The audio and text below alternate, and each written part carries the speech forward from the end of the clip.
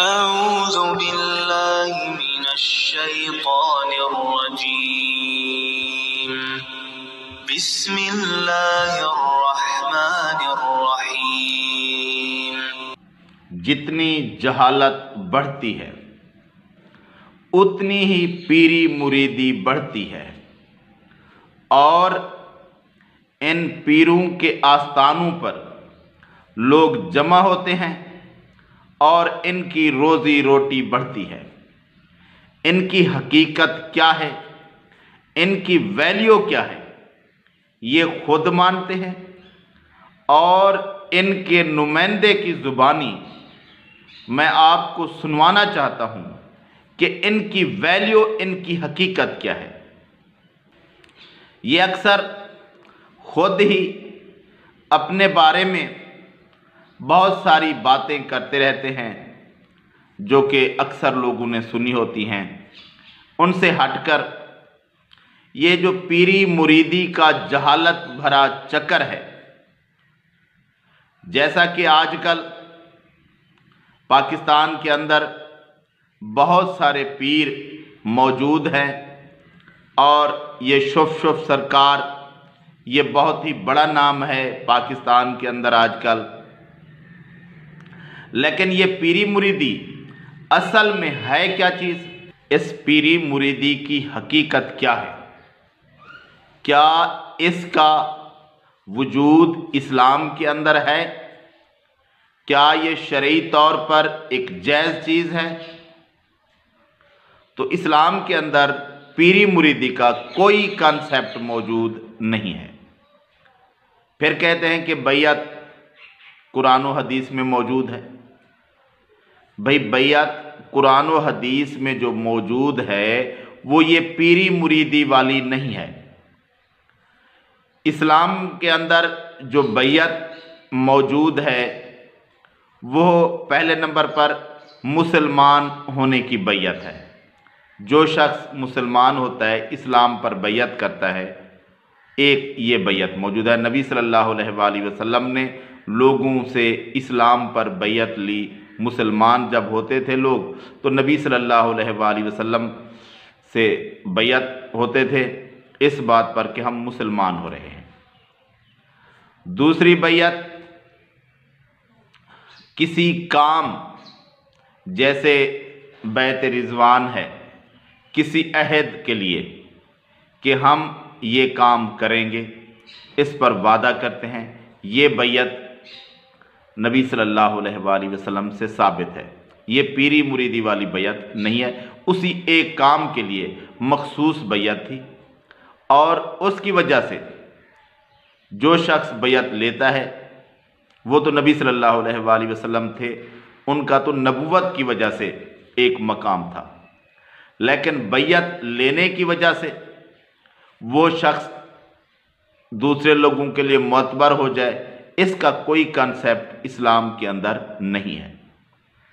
اور تیسرے نمبر پر بیعت جس کو حکمران منتخب کرتے تھے، امیر منتخب کرتے تھے، خلیفہ منتخب کرتے تھے، جیسے خلفاء کی بیعت ہوئی، یہ بیعت، تو یہ بیعتیں جو ہیں اسلام کے اندر ثابت ہیں۔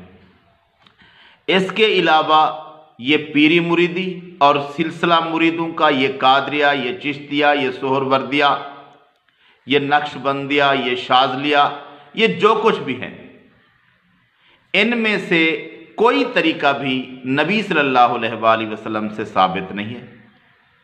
یہ پیری مریدی جو ہے اس کا اسلام کے ساتھ کوئی واسطہ نہیں ہے۔ اور کچھ لوگ جو علماء ہیں، پڑھے لکھے ہیں، پیری مریدی کے قائل ہیں اور علم والے ہیں، کچھ وہ کہتے ہیں کہ بے شک یہ ثابت نہیں ہے، لیکن یہ اس طرح ہے جس طرح کہ میڈیکل ہے، کوئی ڈاکٹر ہے،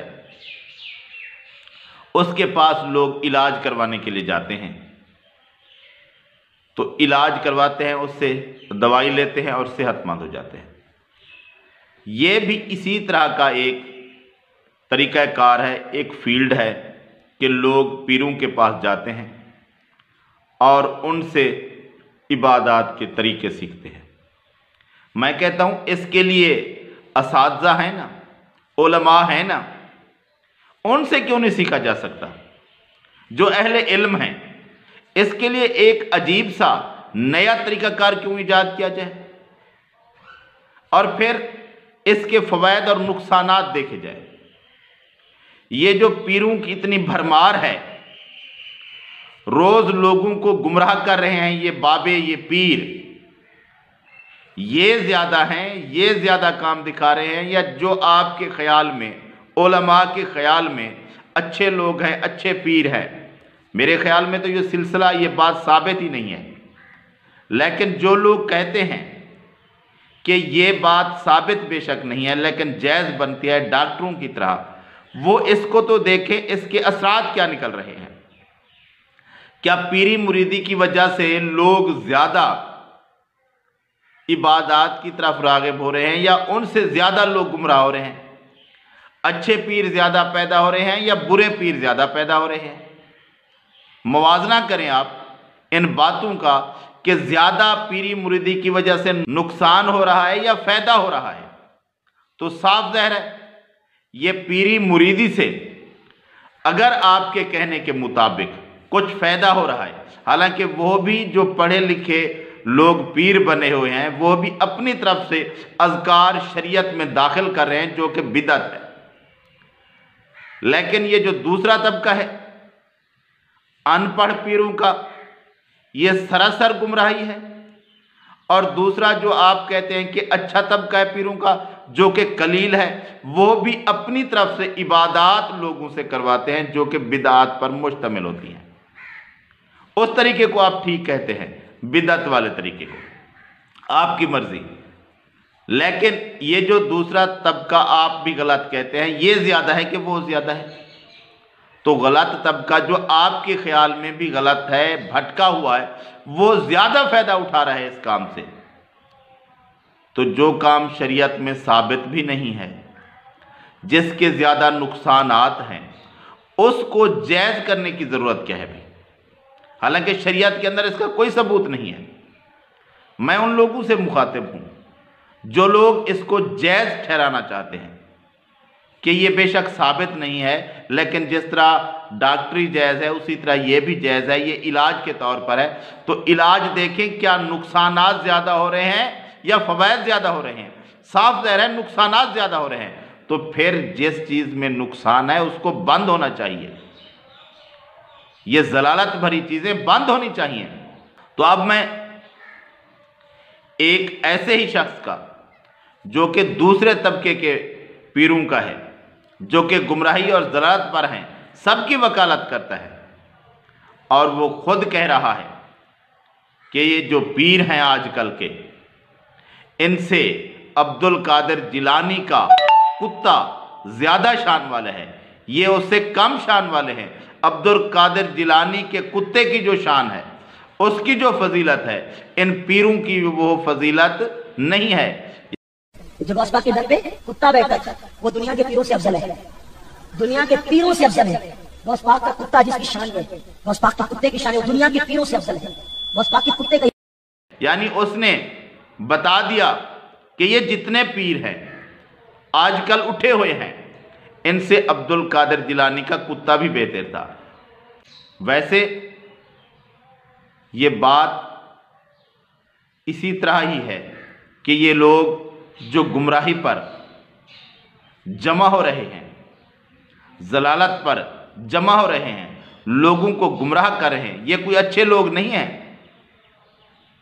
ये जहालत पर मबनी बातें करते हैं, लोगों को गुमराह करते हैं, लोगों को सही राह से भटकाते हैं और उनको जहन्नम का ईंधन बनने के लिए तैयार करते हैं, शिर्क करवाते हैं उनसे। काफ़ी सारे पीर खुद को सजदे करवाते हैं, काफ़ी सारे पीर जादू टोने करते हैं और उस पर लोगों को चलवाते हैं, जो कि खुल्लम खुल्ला कुफ्र है। शिरकिया बातें होती हैं, शिरक करवाते हैं, और शिरक तो बहुत बड़ी बीमारी है जिसकी किसी हाल के अंदर बख्शिश नहीं है, और ये लोग लोगों को गुमराह करके वहीं ले जा रहे हैं। تو اس پیری مریدی کو ہمیشہ کے لیے پاکستان سے ختم ہونا چاہیے، جڑ سے اکھاڑ پھینکنا چاہیے، اس ضلالت کو، اس گمراہی کو